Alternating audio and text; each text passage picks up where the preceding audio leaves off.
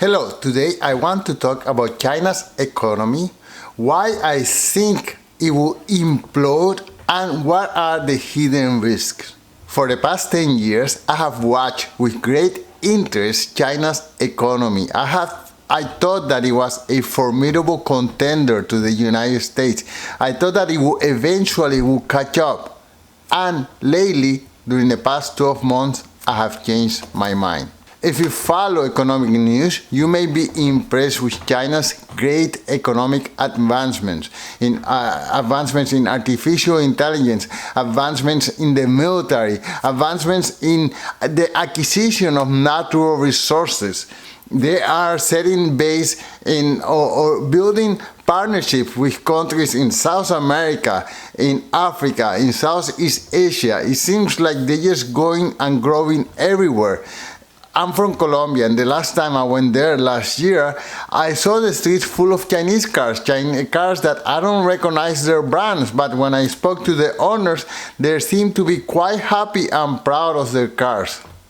Also, China's military at once, let's say 50 years ago, it was considered backwards. It's insignificant, nothing to worry about.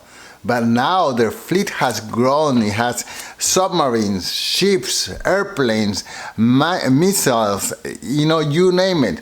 So little by little, China have been catching up culturally, economically, militarily. And you are not wrong if you think, oh, China is going to be the next superpower. But if we take a closer look, we may find some weaknesses under the hood. So what's the problem? What's wrong with China? What could impede this amazing progress? Well, there's one thing that is going on, is that China is growing to a huge demographic crisis. So in order to keep a population even, women have to have 2.1 children in average. Of course, no one is going to have exactly 2.1, but you need 2 children to replace the 2 parents, and the 0.1 is because, of course, there are miscarriages, there are early deaths, so on and so forth. So in order to keep a population stable, we need 2.1 children per woman on average. But guess what? Guess what's China's demographic fertility rate? It's 1.1. It's just not enough to keep up. China is having now an older population. These workers who are so vital and full of energy right now, so productive, eventually they're gonna get older. And when they get older, what happens? Well, they get slower. They are not as creative. They start caring about their grandchildren, about the vacation, so on and so forth. They start having problems physically, okay? And they may want to retire.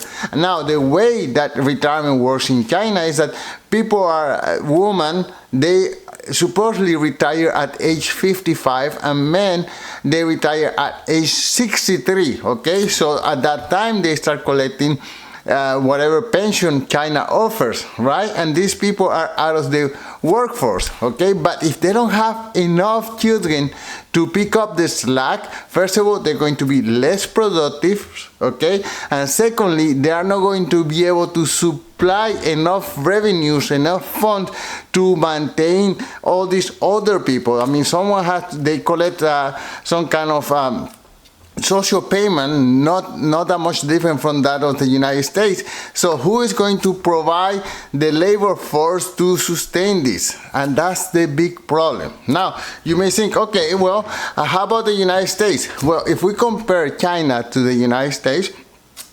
the United States fertility rate is 1.7, which you may say, well, that's not enough either, right? You need 2.1 to sustain a population. But the United States is so lucky that it has thousands or perhaps millions of immigrants who want to go to the United States. In fact, immigrants are risking their life in order to be able to go past the Rio Grande or whatever means of transportation they use. Sometimes they come through Canada, sometimes they go go to the Caribbean. Whatever they do, people are risking their life to go to the United States, and there is a great influx of professionals that the United States is taking on, accepting. If you look at the CEOs of the major corporations, let's say Google, for example, he's from India, and there are so many big corporations in the United States that are run by immigrants. So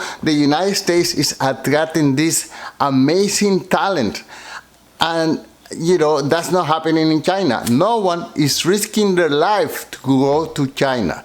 Okay, so what's my tip? My tip is to continue being focused in the United States. I mean, the United States have a market with the greatest liquidity. People from all over the world take their money to the United States in order to finance the next Google, the next Facebook, the next Nvidia, the next something.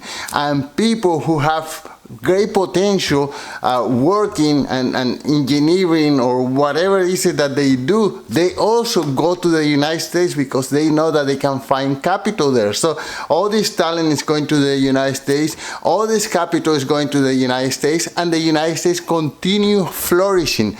I don't know what's the secret sauce. Maybe it's the democracy, although, lately that could be in question. Whatever it is, the United States has this ability to attract talent and to attract capital, and it's going to continue flourishing for the near future or for the many years ahead, because, of course, the demographic is positive. People are going to continue coming, and talent is coming. I just see nothing but positive stuff, and of course that may be a problem from my point of view, because I cannot see what could go wrong, and when that happens, well, something goes wrong. Anyways, that's it for today. Before we close, I would love it if you go to alainguillot.com and subscribe for my newsletter. I would like to build this closer relationship with you. I send one email per week, just updating you on the latest blog post, the latest video, and some comments, some positive notes that I think it will be helpful in your life. Thank you so much for watching, and until soon. Goodbye. Peace.